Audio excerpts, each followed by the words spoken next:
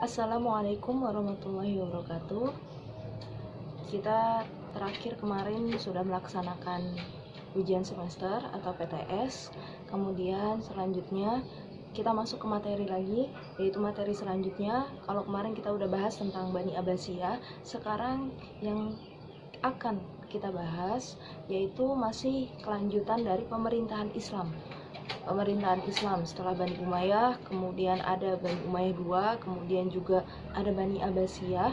Setelah Bani Abbasiyah hancur, berdiri lagi ada yang namanya Turki Utsmani.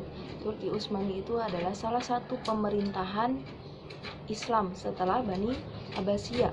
Kenapa salah satu? Karena ada 3 pemerintahan Islam besar yang akan berdiri setelah Bani Abbasiyah, yaitu ada Turki Utsmani, kemudian ada dinasti Mughal yang ada di India. Yang terakhir adalah Daulah Syafawi. Daulah Syafawi itu pemerintahan Islam yang ada di Persia. Tapi yang lebih dulu berdiri yaitu Turki Utsmani. Makanya yang kita bahas pertama adalah Turki Utsmani, kemudian nanti selanjutnya dinasti Mughal, dan yang terakhir adalah Daulah Syafawi. Jadi di sini yang akan kita bahas adalah pertama, yaitu adalah lahirnya Turki Utsmani atau proses lahirnya, latar belakang sampai akhirnya berdirinya Turki Utsmani itu seperti apa. Kemudian yang kedua adalah strategi pemerintahan atau kebijakan pemerintahan pada masa pemerintahan Turki Utsmani. Kemudian yang ketiga yang dibahas adalah kemajuan peradaban Islam pada masa Turki Utsmani, dan yang terakhir adalah kemunduran peradaban Islam atau pemerintahan Islam masa Turki Utsmani. Oke, yang pertama yaitu proses lahirnya atau proses berdirinya Turki Utsmani. Turki Utsmani berasal dari suku Kayi. Suku Kayi yang berada di Turki sebelah barat. Pada saat itu, suku Kayi dipimpin oleh Sulaiman Shah. Kemudian, suku Kayi mendapat serangan dari bangsa Mongol yang pada saat itu masih dipimpin oleh Genghis Khan.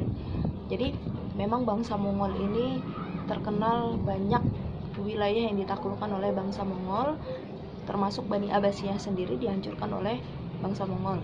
Kemudian, Sulaiman Shah meminta bantuan atau meminta perlindungan kepada pemimpin daerah Transoksania yang dipimpin oleh Jalaluddin. Tapi pada akhirnya Transoksania sendiri juga berhasil ditaklukkan oleh bangsa Mongol. Sampai akhirnya karena merasa terancam, Sulaiman Shah ini memutuskan untuk melakukan migrasi atau mereka memutuskan untuk pergi dari wilayahnya, sampai mereka memutuskan untuk pergi menuju daerah Kurdistan dan Azerbaijan. Sampai di Kurdistan, mereka itu dihadapi sungai Efrat. Mereka mau nggak mau harus menyeberangi sungai tersebut. Tapi ketika mereka memutuskan untuk menyeberangi, ternyata terjadinya banjir. Sampai akhirnya kelompok dari suku Kayi tersebut sebagian banyak yang wafat, termasuk yaitu pemimpinnya yaitu Sulaiman Shah. Akhirnya setelah kejadian tersebut, dari suku Kayi sendiri terpecah menjadi 2 kelompok. Satu kelompok lagi memutuskan untuk kembali ke daerah asalnya, dan satu kelompok lagi memutuskan untuk tetap melangsungkan atau tetap melanjutkan perjalanannya, yang pada saat itu dipimpin oleh anaknya Sulaiman Shah sendiri, yaitu Ertugrul dan Dandan. Sampai terpilihlah Ertugrul ini menjadi pemimpin penggantinya Sulaiman Shah. Mereka tetap melanjutkan perjalanan sampai tiba di daerah yang itu namanya Anatolia. Mereka akhirnya menetap di Anatolia. Jadi setelah Ertugrul dan pasukannya atau suku Kayi sendiri menempati Anatolia, kemudian ada peristiwa yaitu terjadinya peperangan antara dinasti Seljuk Rum dengan Kekaisaran Bizantium yang berasal dari Romawi bagian timur. Nah, Ertugrul dan pasukannya memutuskan untuk membantu dinasti Seljuk Rum untuk melawan Kekaisaran Bizantium. Jadi kalau ada yang tanya, Bu, dinasti Seljuk Rum itu sama apa enggak sama dinasti Seljuk yang pada masa pemerintahan Bani Abbasiyah yang mempengaruhi Bani Abbasiyah di periode keempat, yaitu sama. Jadi dinasti Seljuk itu terbagi menjadi 5 wilayah. Ada dinasti Seljuk besar, ada Seljuk al-Wardiun, ada Seljuk al-Irak, ada Seljuk al-Syam, dan yang terakhir adalah Seljuk al-Rum yang berada di Romawi. Setelah peperangan terjadi, kemudian berhasil dimenangkan. Nah, sebagai imbalan, Sultan Alauddin selaku pemimpin dari dinasti Seljuk Rum memberikan daerah kepada Ertugrul dan kelompoknya, yaitu di daerah pegunungan Armenia dan lembah Saguta di sepanjang Sungai Sakarya. Kemudian Ertugrul ini dan pasukannya mendapatkan tugas dari Sultan Alauddin I untuk menaklukkan dan menguasai daerah pesisir Laut Hitam ke Bursa hingga ke Es-Fisr. Sampai pada saat itu Sultan Alauddin I memberikan gelar kepada Ertugrul dan pasukannya, yaitu dengan gelar Muqaddimah Sultan yang artinya adalah tentara pelopor Sultan. Dan pada tahun 1288 Ertugrul meninggal dunia oleh Sultan Alauddin I. Ertugrul digantikan oleh anaknya yang bernama Utsman. Nanti Utsman ini adalah yang menjadi pemimpin Turki Utsmani yang pertama. Tapi sebelum itu, ini masih di bawah pimpinan dinasti Seljuk tadi ya, dipimpin oleh Sultan Alauddin. Dan pada tahun 1299, dinasti Seljuk Rum mendapat serangan dari tentara Mongol yang pada saat itu dipimpin oleh Ghazan Khan. Nah, serangan dari tentara Mongol ini berhasil dilawan oleh Utsman. Utsman ini sampai akhirnya Utsman ini memenangkan serangan atau berhasil melawan serangan dari tentara Mongol. Tapi selang dari itu Sultan Alauddin I wafat. Nah, hingga akhirnya tidak ada yang menggantikan Sultan Alauddin. Putranya tidak ada yang berhak atau tidak ada yang pantas menjadi seorang pemimpin. Nah, hal itu yang dimanfaatkan oleh Utsman untuk mengambil alih kepemimpinan. Jadi Utsman di sini mendapat gelar Bey. Jadi sebutannya itu Utsman Bey. Utsman Bey ini gelar dari Sultan Alauddin I. Hingga pada akhirnya Utsman menyatakan diri sebagai Padishah al-Utsmaniyah, yaitu yang artinya adalah raja keluarga Utsman. Jadi asal usul nama Turki Utsmani itu berasal dari pemimpin pertama Turki Utsmani yang bernama Utsman, atau disebut juga Utsman Bey. Utsman Bey menjadi pemimpin menggantikan Sultan Alauddin. Pada saat itu memang mendapat dukungan dari rakyatnya. Dengan demikian berdirilah Turki Utsmani yang pada saat itu ibu kota Turki Utsmani sendiri yang pertama adalah Qurah Hisar.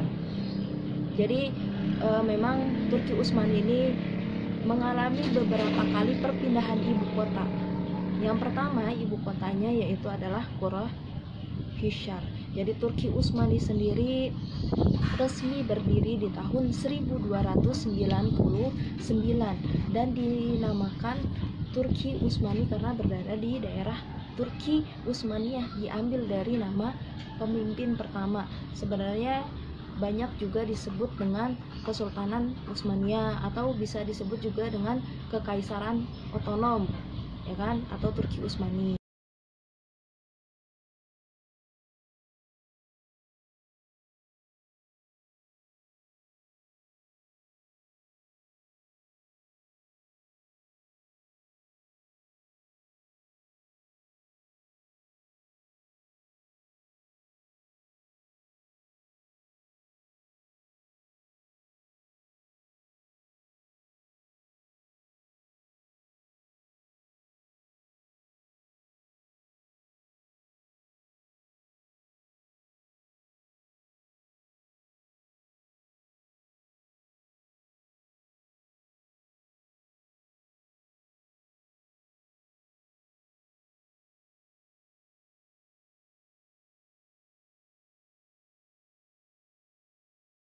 Selanjutnya yaitu adalah strategi dan kebijakan pemerintahan pada masa Turki Utsmani atau Daulah Utsmani.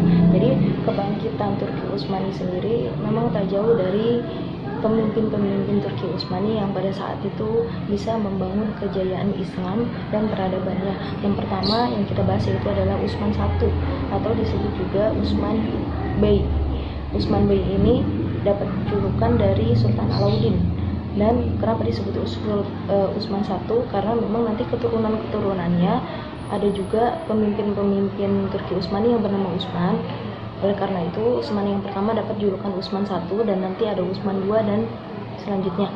Nah, Utsman ini pendiri dari Daulah Turki Utsmani yang dimana merencanakan kerajaan dibangun atas dasar persatuan suku Turki. Dan Utsman adalah seseorang yang sangat pemberani, bijaksana, adil, dan mukhlis. Dengan sifat-sifat ini adalah suatu kebanggaan dari Utsman, kebanggaan dari para rakyatnya sendiri. Nah, Utsman membangun tentara yang berjuang tanpa pamrih, semua atas dasar karena Allah semata. Kemudian para pejuang tersebut sering disebut dengan Al-Ghazi yang terdiri dari persaudaraan atau tarekat Bakhtashi. Dan Khalifah Utsman ini sebelum meninggal berhasil menaklukkan beberapa wilayah sampai akhirnya meninggalkan wilayah seluas 16.000 km persegi. Sebagai daulah yang baru berdiri pada masa kekuasaannya ini, Utsman I berhasil membebaskan kota Bursa di tepi Laut Marmara, dan masa pemerintahannya dari tahun 1299 sampai 1326 Masehi. Yang kedua yaitu adalah Orhan yaitu selaku anak dari Utsman I yang menggantikan Utsman I. Setelah Utsman I wafat digantikan oleh Orhan. Jadi kebijakan pemerintahan yang dilakukan oleh Orhan yang pertama adalah memindahkan ibu kota. Pertama kali ibu kota Turki Utsmani yaitu adalah Kurahishar atau Ikhtishar, kemudian dipindahkan ke Bursa. Bursa sendiri pada saat itu ditaklukkan oleh masanya Utsman I atau ayah dari Orhan. Dan pada masa kekuasaan Orhan bergabunglah beberapa daerah, yaitu ada Turkeman, kemudian perluasan wilayah juga dilanjutkan ke Nicea, dan masih banyak lagi, nama-namanya sedikit sulit ya. Kemudian Orhan sendiri berhasil mendirikan jabatan Shah Azham, yaitu yang artinya adalah Perdana Menteri. Jabatan ini kemudian diberikan kepada adiknya yaitu Alauddin. Dan tentara di era Orhan dibentuk dengan sistem yang rapi dan teratur. Ia juga membentuk tentara khusus dengan nama Ikhtisyariyah atau Janissary, dan bendera pada saat itu berwarna merah dengan ada lambangnya bulan sabit di tengahnya. Pedang tersebut yaitu gambaran pedang yang disebut dengan Zulfikar, yaitu pedang yang pernah dimiliki oleh Khalifah Ali bin Abi Thalib. Dan sampai dengan akhir usianya Orhan berusaha untuk membentuk pemerintahan yang sangat kuat. Untuk itu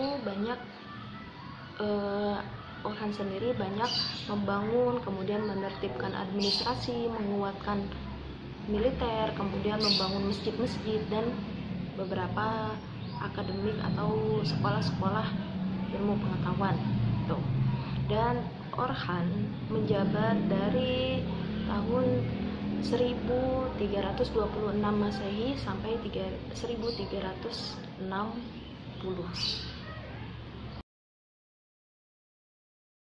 Yang ketiga yaitu adalah Sultan Murad I.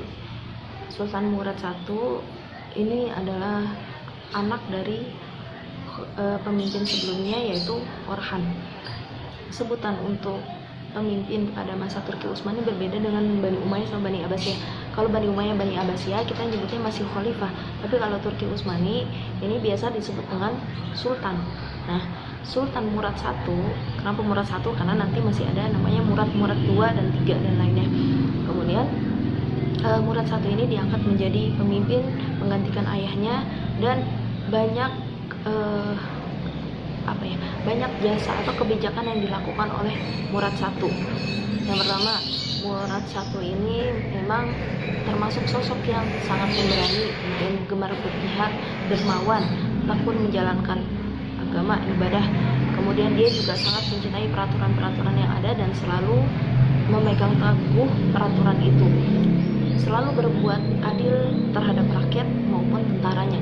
Dan Murad I ini selalu dikelilingi oleh sejumlah komandan terbaik dan orang yang berpengalaman dalam bidang militer.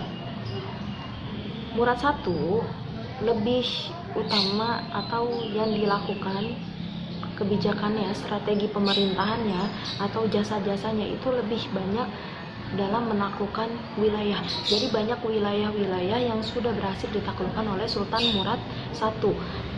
Yang pertama yaitu adalah Asia Kecil dan Eropa. Jadi ketika menaklukkan wilayah Asia Kecil dan Eropa ini ditaklukkan secara bersamaan, dalam waktu yang bersamaan. Dan dia juga menaklukkan daerah yang namanya Adrianopel.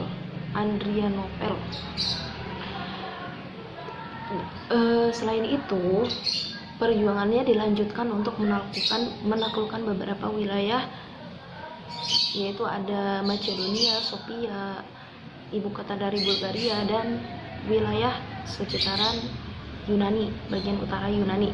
Dan banyak kota-kota juga yang ditaklukkan oleh Murad I, sampai akhirnya dari bangsa Eropa sendiri dia merasa takut karena wilayahnya itu udah sebagian besar adalah milik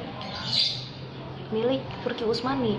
Sampai akhirnya dari bangsa Eropa, raja-raja Kristen di Balkan tersebut, mereka itu meminta izin kepada Paus Urbanus yang kelima. Mereka berniat untuk mengusir bangsa muslimin dari daerah mereka atau daerah Eropa sendiri. Sampai akhirnya terjadinya serangan dari Eropa pertama kali menyerang Sultan Murad, yang pada saat itu serangan dari Eropa dipimpin oleh Raja Kuro V dari Serbia dan dibantu oleh Raja Bosnia. Ini bermaksud untuk menyerang Adrianopel. Selanjutnya pasukan Murad